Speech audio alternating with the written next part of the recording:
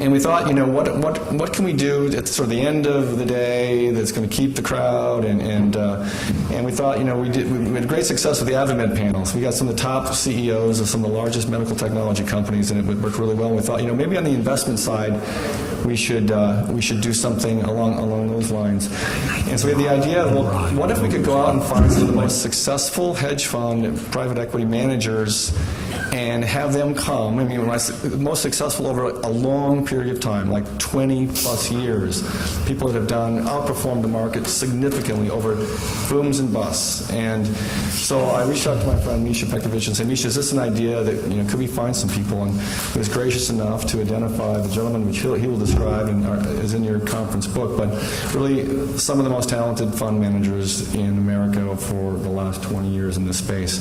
And then Jeffrey Cross, who's a co-sponsor of the event, has been a long-standing, top-rated research analyst. I said, Jeffrey, can you come moderate this panel and get out some of the pearls of wisdom from this group and help us figure out how we're going to make some money? So I got Jeffrey's introduction. So he's been leading analyst for over 25 years on Wall Street, consistently performed among the top 10 analysts in the world in performance on Wall Street Journal, Zacks, Stormline, etc.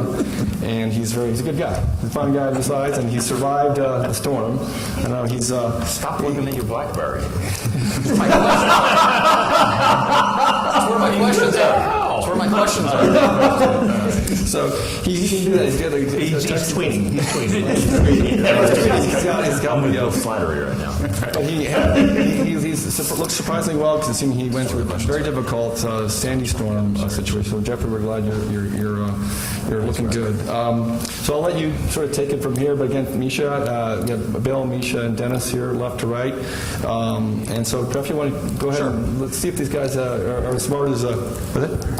Oh yeah. By the way, we have free beer in the back for the last panel. So if you guys want to grab a beer. Can we kill the lights or not?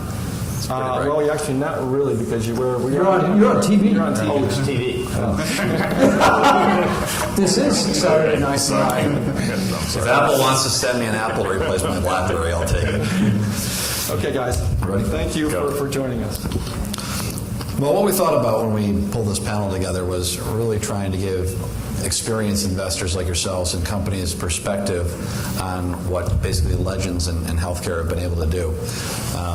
As Brett mentioned, I've been very fortunate that for 25 straight years, Star Minds, Zacks, and the Wall Street Journal has named me top 10 in the world for stock picking. But I was only that good and getting number one a few times because guys like this keep you on your toes.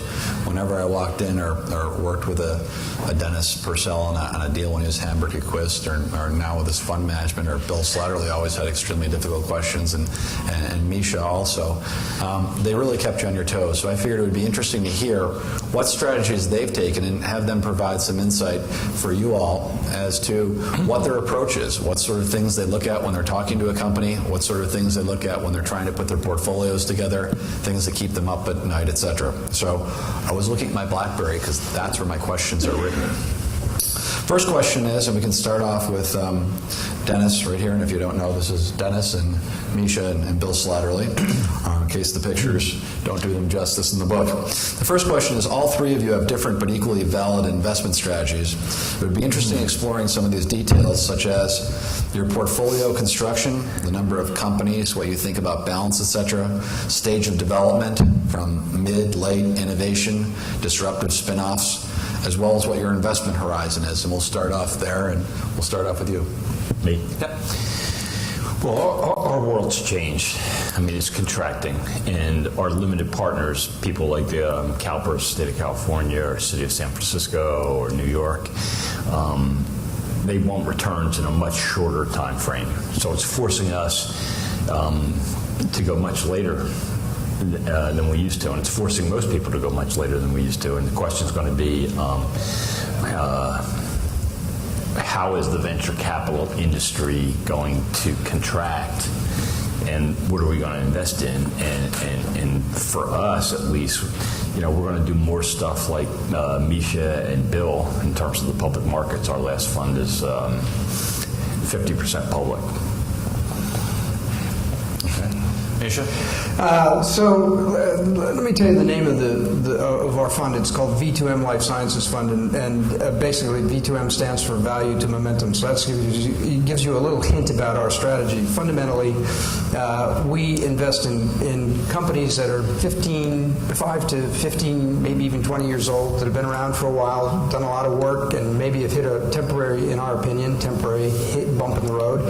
And Wall Street has decided that they're not willing to wait around while the company gets turned around for the 1 to 3 years that it might take. We don't mind that.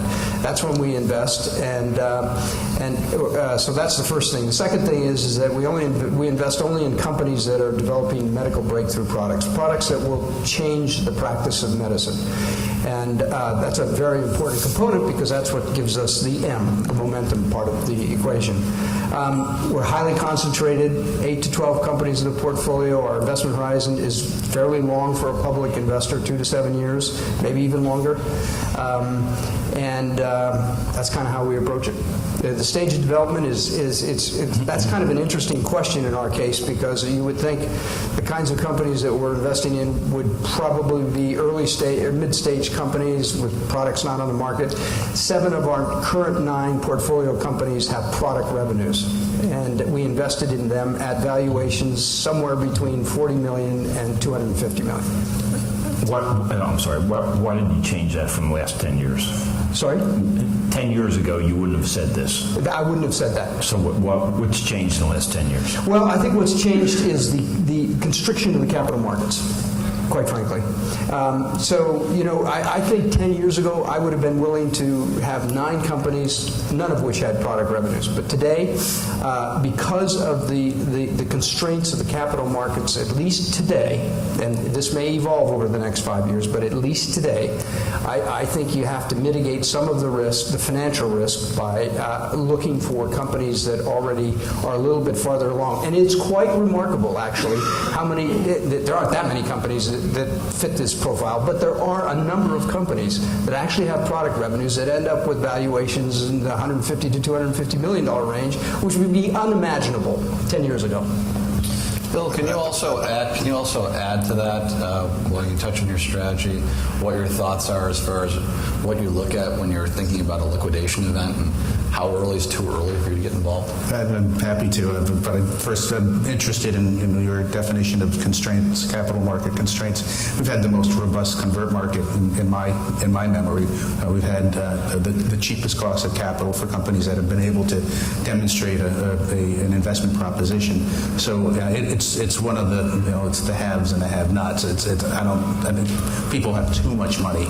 There's just too few good opportunities to pursue, and these are the types of events that we try to discover the newer names that we can, see if we can develop some kind of an edge and advantage in the marketplace.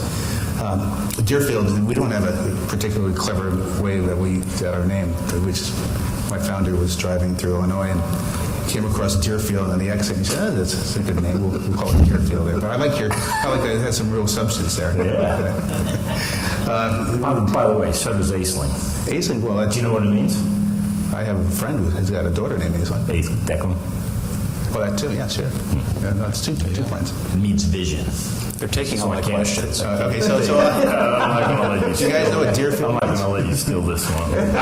What does Deerfield mean, Bill? It's an exit. A place to go for great investments.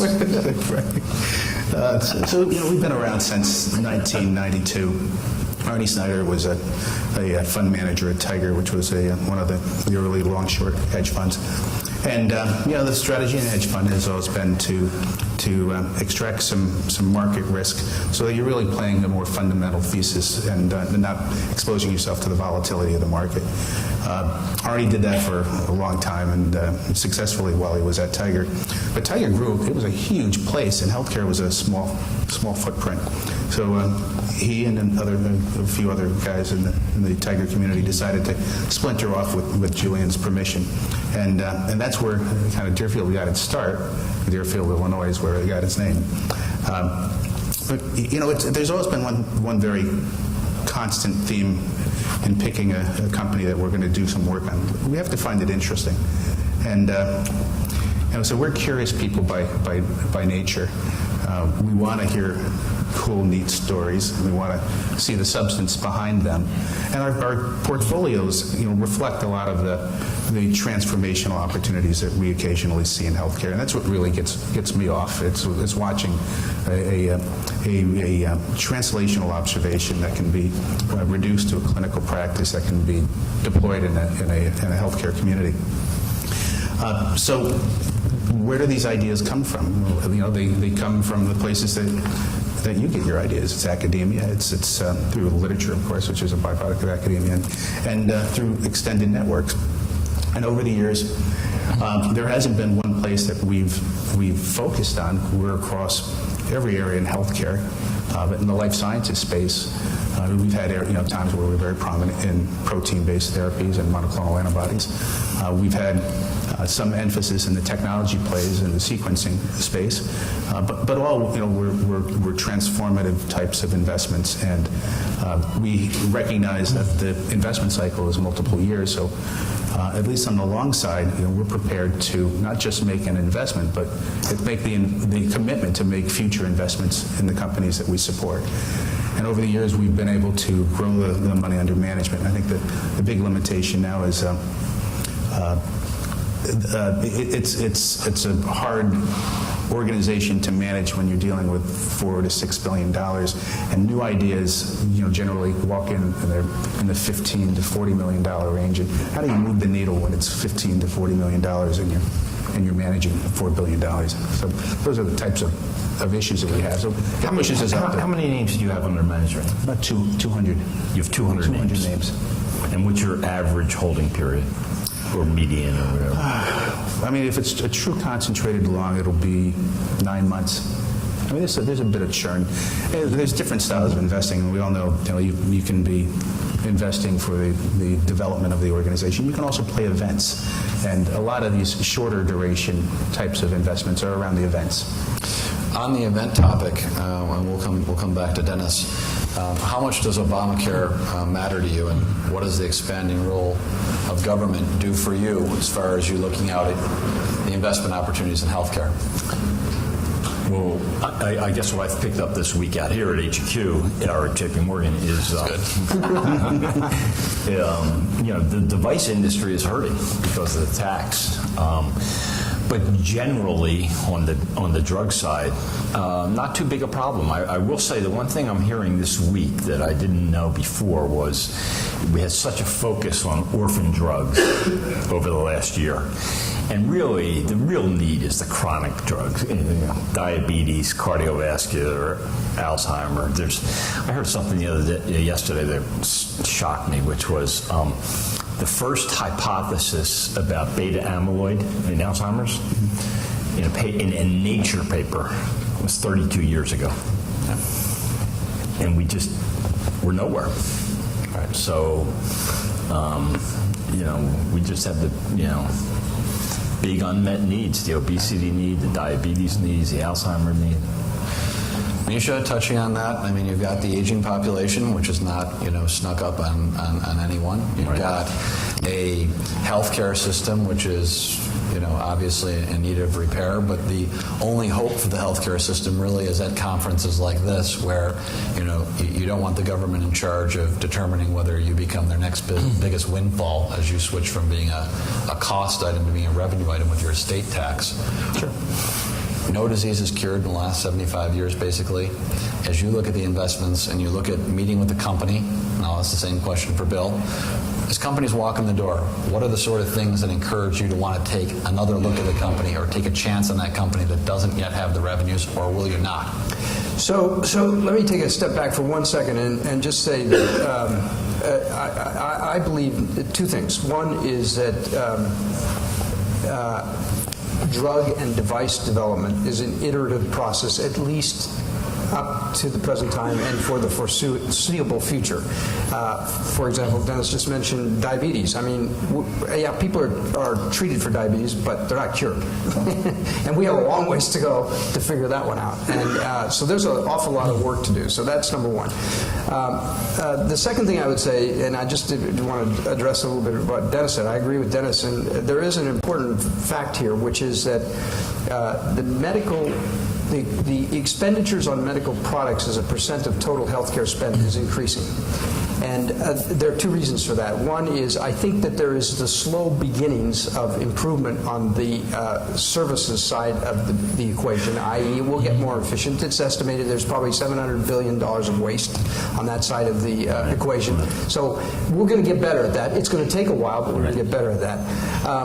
So what excites me, and in that context, what excites me about companies is a couple things. I already mentioned one, which is that I'm really looking for companies that are developing products that are going to make a breakthrough in an unmet medical need. And when I say unmet medical need, diabetes is an unmet medical need. I mean, they're just cholesterol, blood lipids is an unmet medical need. We've got solutions, but they're not perfect.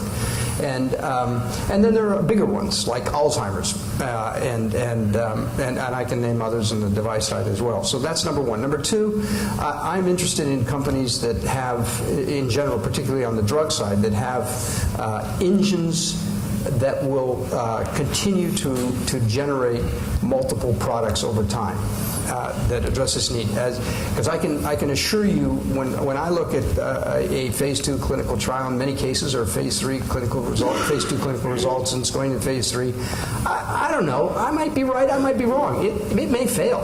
You know, I could be wrong just as often as I can be right, and or even more often. And so I'm looking for sort of the downside protection that comes with a platform that can continue to be a driving force for the company. Great. Bill? You know, I just want to comment on that. One of the things we're not allowed to talk about is, 30% of all healthcare comes in the last year of life. Right. Like, what are we going to do about that? I mean, you talk about diabetes or Alzheimer's or whatever, 30% of it's the last year of life. That's true. One way that you can reduce some of that expenditure is a theme that I've been advancing within our organization, and it really is molecular signatures for specific diseases. The idea that every non-small cell lung cancer patient is going to respond to a cytotoxic therapy, or that every patient who progresses from that cytotoxic therapy should go on an EGFR. There's a tremendous amount of waste, because not every patient is going to benefit from them, these therapies, and certainly the molecular signatures in EGFR amplification isn't applicable to every patient with lung cancer. So the better we get at identifying the right drug for the right patient in the right type of disease setting, the greater the likelihood we can start to eliminate some of that unnecessary cost.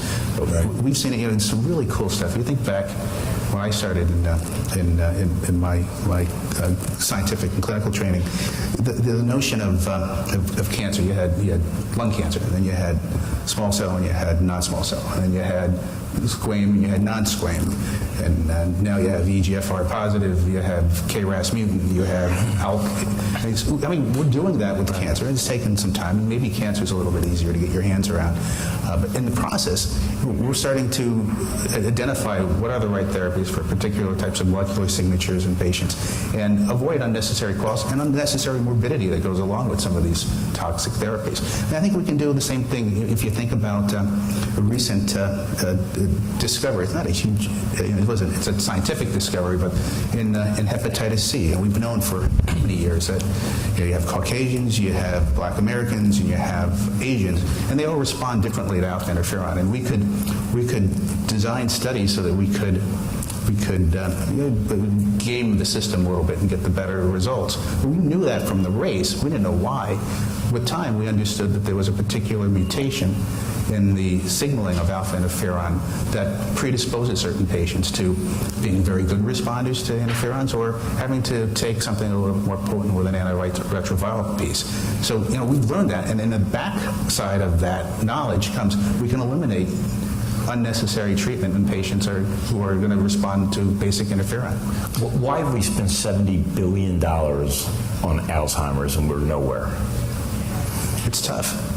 I don't know, Misha, what do you think? I mean, what do you guys think about that? Hold on, before I'm going to say it's tough, but when are we diagnosing it? Well, the pathology is so far advanced. So if you want to maybe advance the field, you have to have the instruments to be able to identify these patients at an earlier stage of disease. Because once the pathology is established, it's going to be hard to break Game it. over. I'm sorry. No. By all means, I just don't think we understand it. That's the problem. I mean, we're beginning to, just as Bill elucidated, we're beginning to understand cancer. We're beginning to understand the pathways. We're beginning to understand what receptors are involved, what signaling pathways are involved in cancer. We don't have a clue about what's happening in Alzheimer's, basically. And until we understand it from a molecular point of view, we'll get there, but until we understand it, it's going to be tough. And it's a harder, when you're dealing with diseases of the brain, it's just a little tougher to. The brain's a specific organ that's a problem.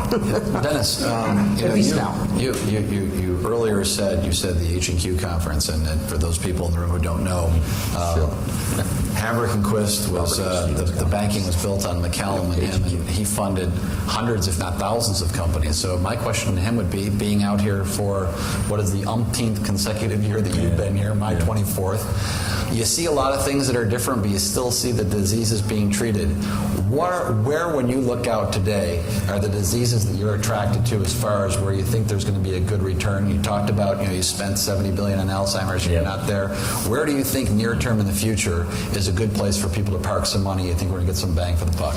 Well, the industry's gotten so big. When we first started, and this was a bit before my time, 30 years ago, 16 companies, 80 attendees at this conference.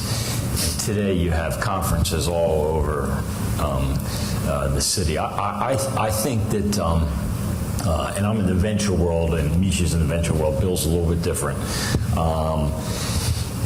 We got to go after the chronic diseases. Everybody's talking orphan diseases. We got to go after the chronic diseases, and we got to figure out a way how to fund these things. And as I mentioned at the beginning, the problem is that our owners, limited partners, have a shorter time frame, and so there's a little bit of a disconnect. But I would say it's just shocking to me how many people come to this conference and how many people are involved in life sciences. I think I read the other day that there's 8 million people in the United States that are involved in life sciences. So it's amazing. Misha, as you look out in the next 12 to 24 months, is there a disease area that's got your attention where you think we're going to make some progress, or some big bets you think that are going to pan out? So I will, So I think there will be major progress made in oncology in the next 24 months. I think that there's going to be obviously major progress in hepatitis C. And I don't think it's going to be only one player, by the way. So I probably have a lot of people who would disagree with my perspective on that, but I think it's more like HIV with all the subtypes, And there's two players.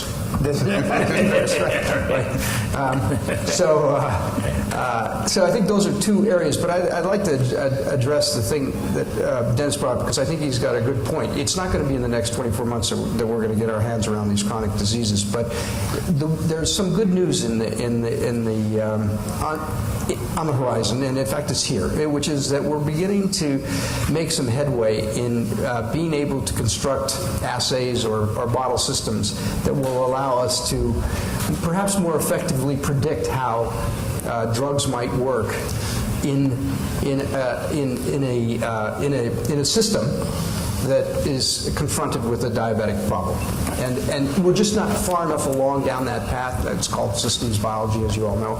And we're just not far enough along down that path to, I think, have it actually work effectively in drug development yet. But within 10 years, we'll probably have a different conversation about this particular issue that Dennis has brought up than we're having today. Bill, any thoughts on specific disease areas that you see that are exciting or poised for? Yeah, I've been puzzled that we haven't had more advances in the area of the proliferative fibrotic diseases. In what? The fibrotic disorders. So, in many ways, the biology overlaps what we see in oncology. We're starting to understand some of the trophic effects of tyrosine kinase inhibitors and how they can potentially modulate proliferative states of fibrotic tissues. And you think about companies that have pioneered some of these areas. What are the diseases we're going after? We're going liver fibrosis and cirrhosis. We're going after renal fibrosis. Now, you think about renal fibrosis, end-stage renal disease, the burden on the American healthcare system for the access to dialysis, and pulmonary fibrosis, whether it's idiopathic or it's of a more chronic obstructive nature. And these are chronic illnesses. We often detect them when the pathology is far enough in advance where we're not able to reverse, but we should be able to intervene and modulate the natural history of the disease once we do detect them, so that patients can preserve their lung function. They can have a more normal life. The patients will have a hepatic capacity that allows them to not deal with the chronic inflammation, and the same thing with heart and kidney. We're going to stay down with Bill and ask two questions. One, how do you think large cap pharma, even though it's not necessarily each one of any of your areas that you really focus on, how do you think large cap pharma is going to fare moving forward? Obviously, they've got a large biotech component. They are making investments in biotech companies. They're acquiring biotech companies. Mm-hmm. How do you think that's going to take hold over the next, in the foreseeable future? Do you think they're going to come back? And the second question is there anything that you saw in the last couple of years that really changed the way you wanted to look at a company or a sector? Was there a specific company that you can point to, an example or a technology that you saw that came out that said, boy, we've got to look at liver disease because these guys are coming close, or this new technology is something we've got to look at, sort of the way the human genome, when it came into existence, or high throughput screening came through? Is there something that you saw that sort of really intrigued you over the past couple of years? Let me answer the last question. In terms of kind of transformative observations, some years ago, not too far from here up in Berkeley, we were able to sequence the HCV genome, and we were able to identify some critical points of therapeutic interventions, the protease binding sites. So we had a map of what was molecularly important in the replicative nature of HCV. Then technology offered us the Replicon assay, which was the first time that we were able to go outside of a very poorly predictive animal model and start to not identify whether we have a drug, but whether or not the chemical that we're putting in there can actually impair the viral replication. So that was chapter one. So we knew the virus HCV.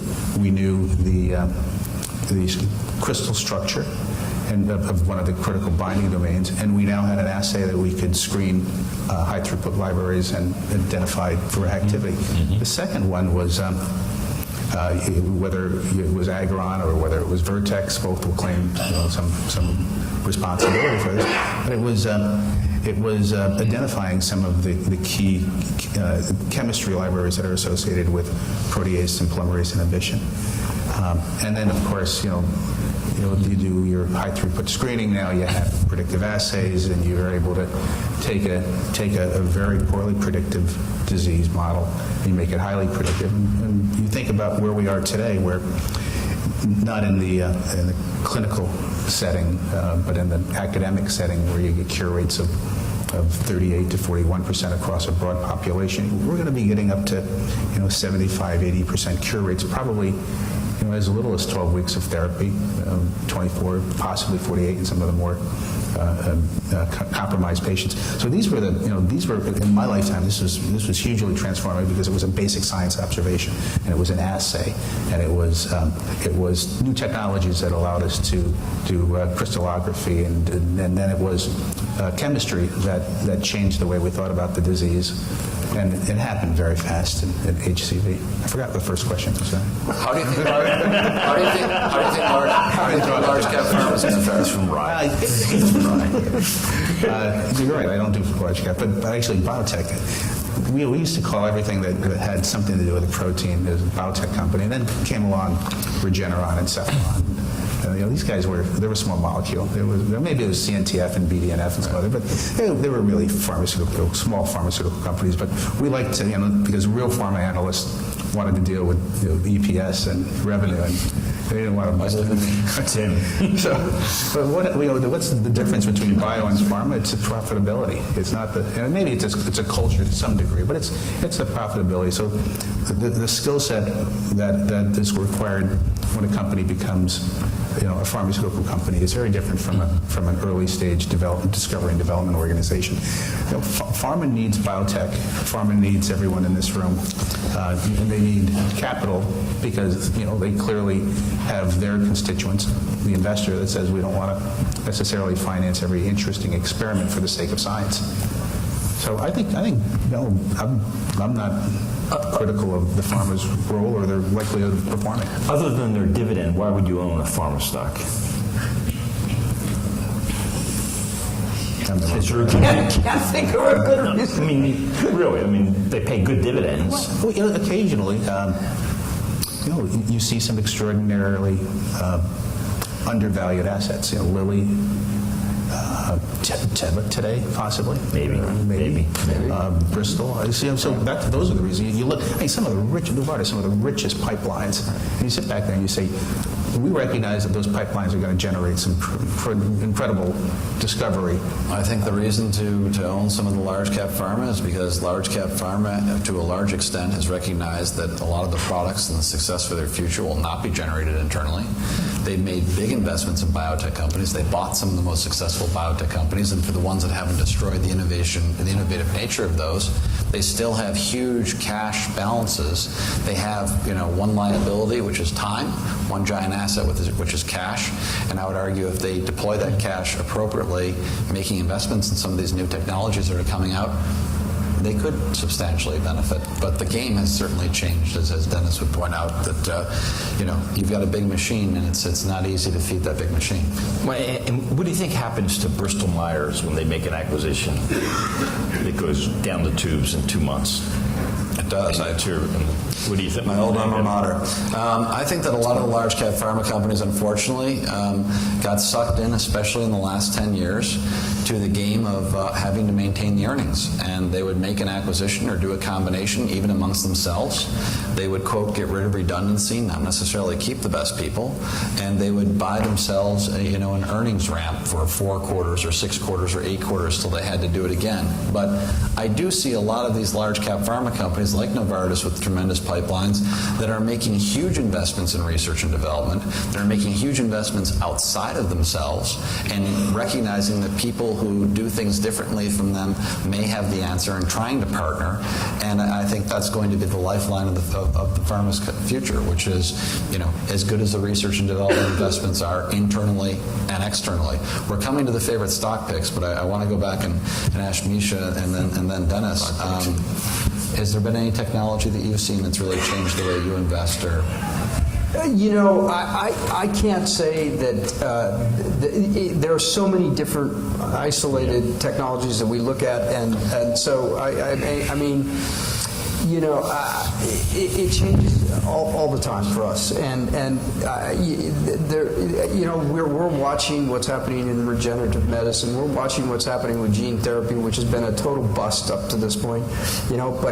But things are going to change. Things are going to change. We're watching what's and soon. Yeah, and we're watching the RNA. I mean, we're watching all these areas, and so it's hard for me to I think Bill gave the best example of all of a specific case. And I couldn't identify one of that nature in our case. I would say about pharma, there is one hidden issue here, which they don't want to talk about, of course, which is the fact that a former CEO of Pepsi who ran a pharmaceutical company, I don't remember who he was, basically said, if we ran Pepsi the way you guys run pharmaceutical companies, we would have gone broke 25 years ago. And basically, they're incredibly inefficient organizations because they've had so much capital. I mean, if you have gross margins of 95% on a product, get a little free with your dough. You get a little free with your dough. And things are going to change. And I think they're going to change. There are lots of tools available to them to make those changes now because of what's happened in IT and the internet and technology and mobility and communications and all the rest of it. So there's you pick companies like Bill said where there's some interesting value opportunities. There's a lot more value that could get run out of those companies over time. The PMA just emailed me, it's for you. Who did Pharmaceutical Manufacturers Association?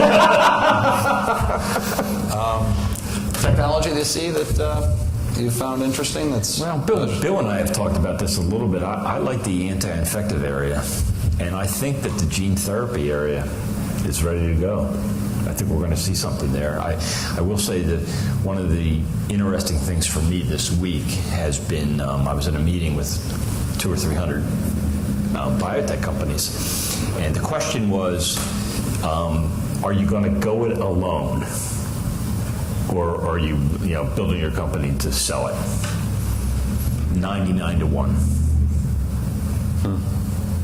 Every CEO said, I'm building it to sell it. One guy put his hand up and said, I'm going to go it alone. Going the distance. So I think we're going to see something around that front. But I think maybe you think I'm crazy. Do you think the anti-infective space is good space or not?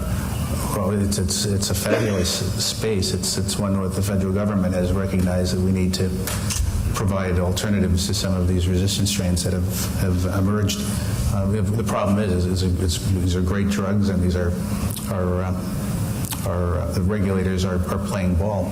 But if the hospital formulary keeps it on the shelf, we're not going to be able to generate any kind of meaningful return. And that's the real challenge: is how do you take good drugs and get the hospital formulary to embrace them a little bit more widely. Look at Cubis. It took Cubis a while.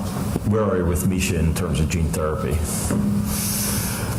The early gene therapy was kind of close or not? We're close. The promoter regions have improved. The regulatory environment, the oversight has certainly improved, especially around gene therapy and cancer, with the draft guidelines and the panel discussions of recent. Proof's in the pudding. We'll see it. I'm a big fan of Bluebird, and we'll see how they do. But looking at specific stocks, the analyst is going to go online and he's going to take some. There's obviously smaller companies that I love that you'll be hearing about from me probably on CNBC, et cetera. But sticking with some bigger ones right now, my personal favorites for the upcoming year, I'll certainly go down online on this one. I think Gilead, which made close to a new high again, I think it's on its way to 125. I happen to like it a lot. I happen to be a big fan of ISIS, and I think on a private side, a company that's poised to become a big hit when it goes out, because I've got a lot of confidence in the management team particularly, and their ability to show depth and diversity of technology and applications is in Trexon. So those would be three of my top. Jeff, a quick trivia question. What does Gilead and ISIS have in common? Quick trivia question. They were both founded as antisense companies. That's right. That's right. Much like I was going to think antisense, and I was going back to the days of Genta and antisense. You remember that? That's right. Good. Or shoot, I can't top that. I'll turn it over to Misha. Well, obviously, I'm going to talk about companies that we're invested in. Oh, come on. I mean, I don't like any other companies. I could do that. I could do that. No, I think there's a really interesting company that has gotten beaten up, actually, in 2012. They got beaten up pretty badly. Is Next Stage Medical. And basically, it produces a home hemodialysis machine. And I don't know how many of you know that much about dialysis, but it's a $75 billion worldwide market. $62 billion is services, and $13 billion is product related. About 15% of the dialysis population is amenable to home hemodialysis. No, how do you define amenable? the caregiver that can they help could do support it. that. They're capable of doing it. They've got a caregiver alongside them. They're young enough. They're able to function. They're not compromised in any way beyond their renal issues. And you can imagine that if you dialyze yourself 6 times a week instead of 3 times a week, it's probably better to get rid of the toxins in your blood. There's a mortality advantage. There's a quality of life advantage. There's a morbidity advantage. There's a cost But advantage. there's the social element of going to the dialysis center and hanging out with your friends. Yeah, for 6 hours. That's right, Bill. We'll let you do that. Okay. I'm going to do it at home. You can. Same as hanging out at a bar. It's Dialysis. like going out with you 3 nights a week. No thanks. Go ahead, Misha. Go ahead. So anyway, it's going to be an interesting stock over the next 24 months. It's a very clever box, and my only question has been, can we provide the support and the infrastructure so that a greater majority of patients and their families can provide this as an option, and also does it lower the financial burden to the healthcare system? It does lower the financial burden. I mean, obviously you don't have does it lower the? I mean, they're getting paid the same price as everybody else, basically. Sure, but maybe there's you have a transportation component. Absolutely. There's a lot of stuff. There's a lot of stuff that gets. I think you could cut $2 billion of service costs out of. Now it's out of 62, but that's still $2 billion out of the system with 15% of the population on home hemodialysis. Come on, you got another one in there. Bill, Wait a second. go ahead. Another one? What's the market cap, roughly? Market cap is roughly 700. Sales a little over 200 million a year. You can take 2 so they don't hold you to 1. No, that's all right. Go. You go ahead, Bill. All right, I'm not going to. Well, I can give a couple of companies, but I think PCSK9 is just such an attractive. Which one? PCSK9 as a PCSK9 inhibitor is a. I look at them. They're Lipitor cubed. That kind of a clinical profile. The statin class is getting old. Patients are, over time, the statins don't behave the way we'd like them to behave, and because of the chronic nature of the illness, you're going to ultimately need more effective therapies, or as safety and tolerability issues start to evolve, you're going to need alternatives. And PCSK9 to me is by far the hottest target. And then there's lots of folks that are getting certainly some publicity because of their program. So maybe you could say that Amgen's the next PCSK9 company. That maybe that is how we'll define. I mean, if you go to the website, it's kind of cool because it's PCSK9 is featured, and you think a little of some of the collaborations. They're now spending more time in the cardiovascular space, so you're seeing them. Emphasize something that's obviously going to be very important to their business. So we'll see how that plays out. But like half of us in the room take statins. What's your problem with statins? Well, somebody who was up at 80. I had to go off of the statin. I had to go off of Lipitor, and I had the muscle faintness and side effect, and had to go off of it. So I'm a person who should be taking, cholesterol, or should be taking statins, and I tried 2 or 3, and then I just couldn't do it. Same. I was on 80, and I'm on Crestor now. So. So now on a company side, I'm going to give you a company, and that was because it's in the Bay Area. Is it going to be one of ours? Please be one of mine. Please. I'll buy you a beer afterwards. I don't know if you know Rigel here in town, I think, has been punished because of one of their first studies, the monotherapy with their Syk kinase inhibitor and rheumatoid arthritis. This study was more of check the boxes kind of study, but nevertheless, the treatment arm, the Syk kinase arm, behaved as it has been behaving. The Humira arm behaved really, really well. I mean, we talked to the colleagues at Stanford. They were very surprised at how well Humira behaved. We have 3 more studies coming out over the next 6 months, and there's this pipeline behind the organization And you've got Jim Gower. I mean, you got Jim Gower. But I think this year that is a name. That 400 and some million market cap. I like Rigel. I do. Okay. Is the BTK going to be higher this time next year or lower? Well, what folks hadn't. That's okay. Be careful what I say here. I don't want to be blacklisted or anything.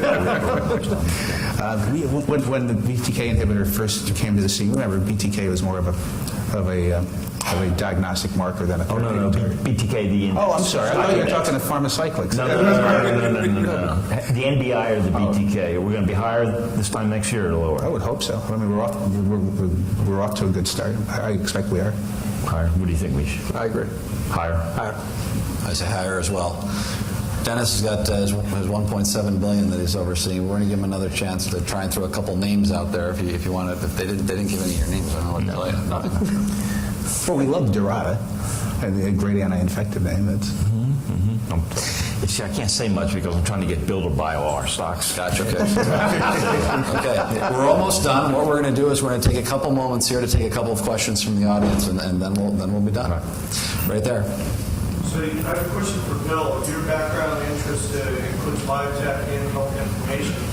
The question would be, how do you differently assess those two? Because tech is quickly moving into the health information space. So what's the difference in assessment for those kinds of opportunities? Well, so I did spend a little bit of time following the health information space when I first started working with Sarah Gordon at Amarindo. I remember being at a Wharton symposium, and I was trying to convince these Wharton soon-to-be graduates that the internet e-commerce was here to stay, and it was a robust place to invest in. And I had these MBA students that were saying, "Are you kidding? Do you look at the business model here? Do you know what you're talking about?" I clearly didn't know what I was talking about, but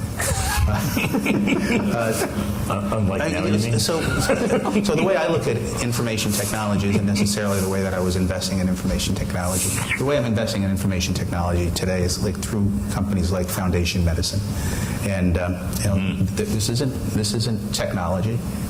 And it's not discovery, really. It's sequencing and establishing the molecular signatures that allow for better treatment decision. So I can model that, but it's interesting. My colleagues on the services side look at me and they shake their head on the valuation because they say, "Bill, it's a service company or it's a information technology company, and the valuation indices just don't line up."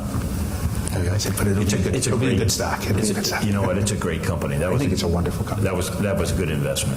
Good for you. Did you see who's joining the round? You had your chance. I know we had a chance. No, sorry. Go ahead. You haven't talked about stem cell technology. Dennis, Me should no. Dennis, You're the cutting edge here. You're the cutting edge guy. Who do I think? I think we're close. I think we're getting close. And, you look at this Alliance for Regenerative Medicine, and you look at all the companies that are involved in the space. It's a tad too early for us, but it looks like there's a lot of progress being made. I'm not as close, but I still think we're Still away. And gene therapy too? Are you like? No. For the reasons that the technology, the promoter regions, the cartridges, the ability for the regulators to accept a different approach that accommodates a larger sequences, and FDA's the rack orientation has improved dramatically. So I think we're much closer there. On the stem cell side, Arnie Snyder is as I said, the founder of Deerfield. He's the chairperson of the Christopher Reeves Foundation, and we chat and we go to the events from time to time. And I asked him, I said, "How's it going?" And he's like, I sense that there's tremendous urgency, but there just isn't a lot right now that he's seeing, and he's the person that I turn to for his insights. So I'm not close to it. But So I would answer that question in the following way. As it turns out, all these new technologies take an awful long time to get applied properly within the context of human physiology. You can go back to the 1989 silver bullet on the cover of Time magazine when Cesar Milstein won the Nobel Prize for monoclonal antibodies. And it said, this is the magic bullet. It's going to cure everything. By 1996, IDEC was almost bankrupt. Okay? And that's what happens. It's going to take. You want to add these cells? They're the monoclonal antibodies. You got them in your body. The same thing. Why can't we just do them and it should work fine? You want to add these cells? They're the same cells you got in your body. We'll just add them and it should be all fine. We don't know. We just don't know. So it's going to be. There'll be some early. There are and there will continue to be early patient trials, but it's going to take 10. Maybe 15 years. We might succeed initially. In this case, we may not. It could be a while. We said the same thing about. I said the same thing about melanoma. There were places that I just wanted to invest. I wanted to invest in melanoma, and then one day I woke up and CTLA-4 is on the radar screen, and a couple of years later, we have a truly high affinity BRAF inhibitor, and the landscape, not for all of melanoma, but for a meaningful chunk of melanoma, has changed because of breakthrough discoveries that have been applied and have been successful. So I sit back and I look at something like stem cell technologies for regenerative medicine, and it's easy for me to say, I think we're far away because I'm not close, number one. And number two, I'll be surprised. And we get surprised all the time. Sure. One more question. Right. Hold on, I'm going to ask the question. No one has their hand up. How do you guys think there the beer? empowered... Did you say there's beer back here? There is beer back there. And it'll be available afterwards if you don't want the free beers.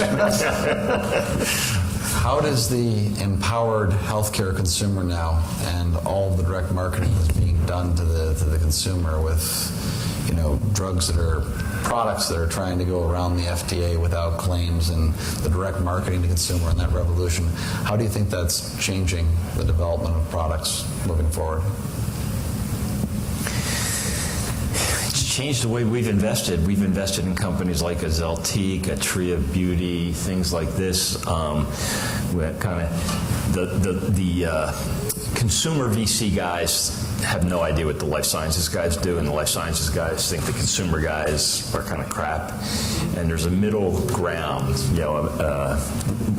Our largest investment was in a company called Adams Labs, which had Mucinex, and we've been shocked over the last 3 or 4 years how consumers are willing to pay for things out of pocket. So we've moved a little bit from a biotech firm to a consumer life science, consumer firm. I'm not close enough to that particular issue because it's not in our sort of bailiwick. Well, I'm going to... Firstly, you have the regulatory limitations. DDMAC has made it very clear from a period of launch when DTC is inappropriate and when it is appropriate. Secondly, it's really expensive and it has to be highly targeted. I think electronic technology, access to the internet, has provided with a means to be able to target that audience more precisely and less expensively. I'm not sure that it's truly. I just make one comment about the consumer also. $3 trillion spent in the U.S. on healthcare that are being provided by insured by payers now. Half of that is going to be insured by providers. That's interesting. That's really interesting. So, and the insurance companies in America are largely irrelevant right now. And it's going to be the providers that provide the insurance for consumers. A follow-up on that consumer health care. I mean, back in the day, dating, particularly Dennis and I was the first analyst to write little companies like Roberts and Mediva and Sky Pharma and Galen and Warner Chilcott and Medicis and King and all these companies. You're aging yourself. I am aging myself. Do you think specialty pharma makes a comeback here based on, you talked about Adams and you talked about the out-of-pocket consumers willing to go the distance? Do you think it's going to be, big D, little r, or do you still think R wins? Well, I think I'll say it this way. I don't know if, especially if Pharma makes it back or not. I will say that I think with the tools that, Bill highlighted the Replicon as an example of a great advancement. I think the continuing advances that we're making in fundamental technology, driven in part by the ability to utilize computational power and analysis and algorithms and big data and all that stuff, is going to drive is going to mean that at least 90% of what comes out of this industry that's going to be interesting is going to be on the side of coming out of research and development. It's just because the whole research and development process will become more efficient over the next 2 decades. Perfect. Anything to add, Dennis? Nope. That's perfect said. Perfectly. I thank you very much for attending. I thank. Go ahead. Can I say one thing? Absolutely. Sure. I want to say two things, actually. One is, on that note, I just want to say that, I've talked to a number of people, a couple presidents of universities, and one of them made this comment, and I couldn't agree with it more, which is that, the 20th century was the century of physics. The 21st century is a century of biology and medicine, and it's going to be a really exciting century in this field. It's going to be incredible.